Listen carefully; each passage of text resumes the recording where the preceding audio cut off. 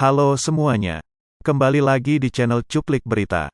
Jangan lupa like, komen, dan subscribe ya. Semoga dengan melihat channel ini dapat menambah wawasan Anda semua. KTT G20 tahun 2022 kali ini digelar di Indonesia pada 15 sampai tanggal 16 November tahun 2022 di Nusa Dua, Bali. Untuk selanjutnya estafet presidensi G20 diserahkan kepada India. Tema konferensi G20 tahun ini adalah Recover Together, Recover Stronger. Topik ini diangkat sebagai cerminan cara pandang Indonesia sebagai negara dunia ketiga yang masih berambisi untuk tidak ketinggalan dari negara dunia pertama. Recover Stronger menekankan aturan dan tanggung jawab G20 untuk menjawab tantangan guna mencapai kemakmuran kolektif yang efisien, produktif, inklusif dan ekonomi hijau. Forum G20 2022 akan fokus pada pemulihan ekonomi internasional yang belum merata, terutama pasca pandemi COVID-19.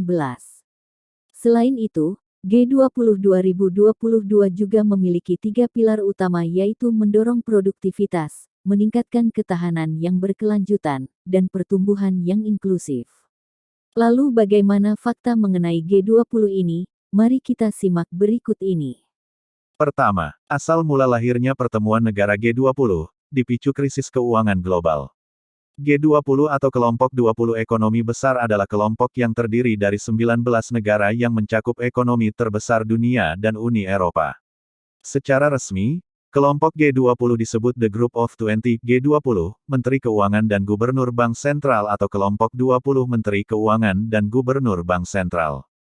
Kelompok ini didirikan pada tahun 1999 sebagai forum untuk secara sistematis mempertemukan kekuatan ekonomi maju dan berkembang untuk membahas isu-isu ekonomi global yang penting.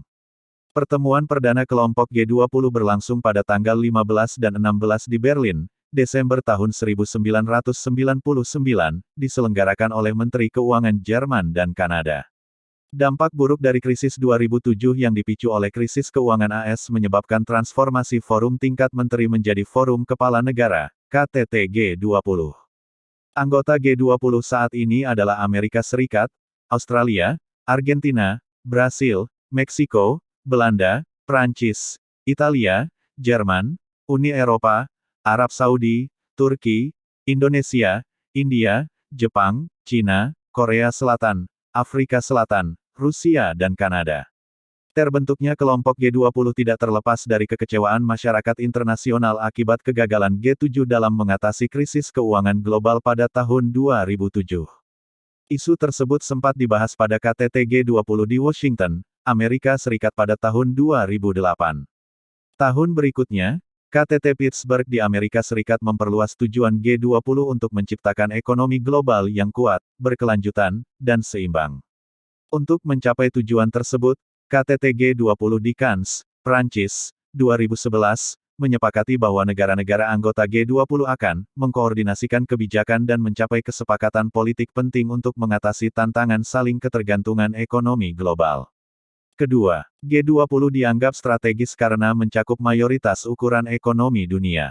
Keanggotaan G20 mencakup 65% populasi dunia, 79% perdagangan dunia, dan setidaknya 85% ekonomi dunia.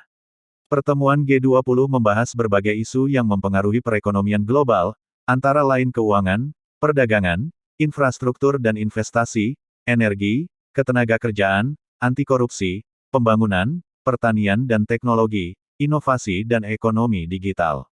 Kelompok G20 terbagi menjadi dua saluran, yang pertama forum diskusi ekonomi dan saluran serpa untuk membahas berbagai topik. Jalur keuangan meliputi Menteri Keuangan dan Gubernur Bank Sentral dari negara-negara G20 dan berfokus pada masalah keuangan. Serpa menangani masalah non-keuangan dan menyiapkan dokumen untuk dibahas oleh para pemimpin pemerintah di pertemuan puncak. Tak heran, para serpa biasanya diangkat oleh kepala pemerintahan. Misalnya dari Indonesia di bawah Presiden Susilo Bambang Yudhoyono adalah ekonom Chatib Basri dan Mahendra Siregar. Mahendra kini menjadi Wakil Menteri Luar Negeri sementara Chatib Basri sebelumnya menjadi Menteri Keuangan. Ketiga, sebagai Presiden G20 tahun 2022 Indonesia ajak dunia berkolaborasi untuk pulih bersama. Indonesia berkesempatan memimpin atau presidensi G20 pada tahun 2022. Ini adalah pertama kalinya Indonesia terpilih menjadi presidensi G20 sejak G20 berdiri pada tahun 1999. Pada saat presidensi, Indonesia akan berperan dalam menyusun agenda prioritas dan memimpin serangkaian pertemuan G20. Presidensi G20 Indonesia secara resmi dimulai sejak tanggal 1 Desember tahun 2021 hingga tanggal 30 November tahun 2022 dengan tema utama Recover Together, Recover Stronger yang artinya pulih bersama, pulih lebih kuat, lanjutnya.